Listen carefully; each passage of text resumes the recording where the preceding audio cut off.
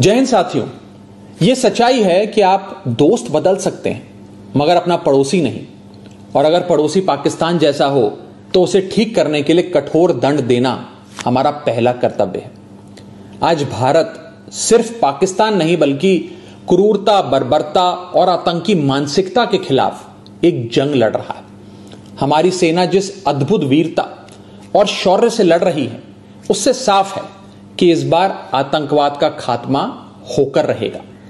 बस हम सबको अपने अपने ईश्वर, अपने अपने भगवान से सैनिकों की सलामती की दुआ करनी है, प्रार्थना करनी है और उनके परिवारों के साथ खड़े होकर उनका साहस और मनोबल बढ़ाना है। जिन परिवारों से निकलकर कर्नल सोफिया कुरैशी और विंग कमांडर व्योमिका सिंह जैसी बेटियां तिरंगे की शान संभाल रही हैं, जिन परिवारों के बेटे सरहद पर दुश्मन का मुकाबला कर रहे हैं, उन परिवारों के साथ चट्टान की तरह खड़ा होना है। दुनिया जानती है कि हमारा ये उसूल है, ना हम किसी को पहले छेड़ते हैं और ना ही बाद में किसी को छोड़ते हैं। 22 अप्रैल को पहलगाम में पाकिस्तानी आतंकियों ने जिस कायरता और क्रूरता से हमारे निहत्थे लोगों की हत्या की थी, वो मानवता के इतिहास पर एक कलंक की तरह है। सो हमने भी अपने बहनों के सिंदूर का बदला ऑपरेशन सिंदूर की पहली इंस्टॉलमेंट से ले लिया। मगर पाकिस्तान अपनी गलती मानने की बजाय भारत को ही आंख दिखाने लगा।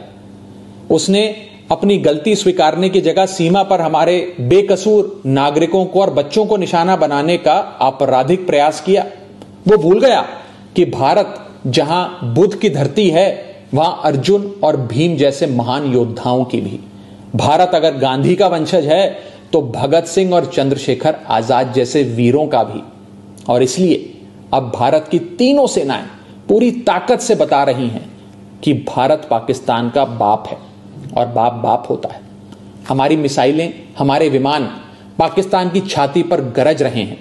हमारा एयर डिफेंस सिस्टम पाकिस्तान की मिसाइलों और ड्रोन्स को मच्छर की तरह मसल कर मार रहा है। जिन आतंकवादियों ने रहम की भीख मांग रही माताओं के सामने उनके कलेजे के टुकड़े को छीना था, जिन आतंकवादियों ने पुलवामा से लेकर उरी तक हमारे लोगों पर नापाक नजर डाली थी, जिन आतंकवादियों ने 2008 में मुंबई में हमारे सैकड़ों निहत्थों और बेकसूर लोगों की बलि ली थी, जिन आतंकवादियों ने 2001 में हमारे लोकतंत्र के मंदिर इंडियन पार्लियामेंट पर घिनौना हमला किया था, जिन आतंकवादियों ने 1993 में हमारी आर्थिक राजधानी मुंबई को सीरियल ब्लास्ट से दहला दिया था, हमारी सेना उन आतंकवादियों को और उनकी नफरत की मानसिकता को पूरी ताकत से दफनाने में जुटी है।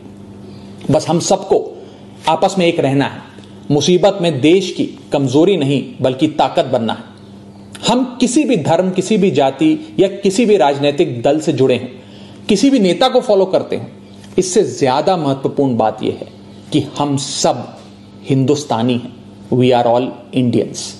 अगर कोई हमारे देश और मातृभूमि की तरफ आंख उठाएगा उसका जवाब हम सब मिलकर देंगे।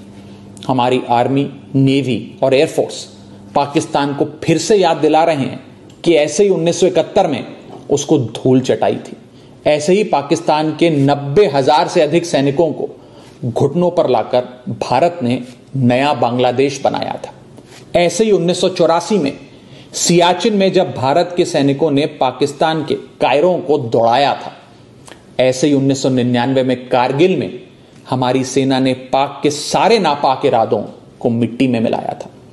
मगर पाकिस्तान की मेमोरी लगता है कमजोर है, इसलिए समय समय पर याद दिलाना पड़ता है। जो देश 24 घंटे 365 दिन पूरी दुनिया के सामने भीख का कटोरा लेकर खड़ा रहता है, जो देश अपने बच्चों के हिस्से का दूध आतंकियों को पिलाता है, उसका फन कुचलने का इस बार इरादा हर हिंदुस्तानी ने ठान लिया है। अब की बार पाकिस्तान को सुधार कर रहेंगे। भारत पाकिस्तान को चुनौती और चेतावनी दे रहा है कि सुधर जाओ, वरना अब काशी से लेकर इस्लामाबाद तक बहेगी गंगा, रावलपिंडी में लहराएगा भारत का तिरंगा। जय हिंद।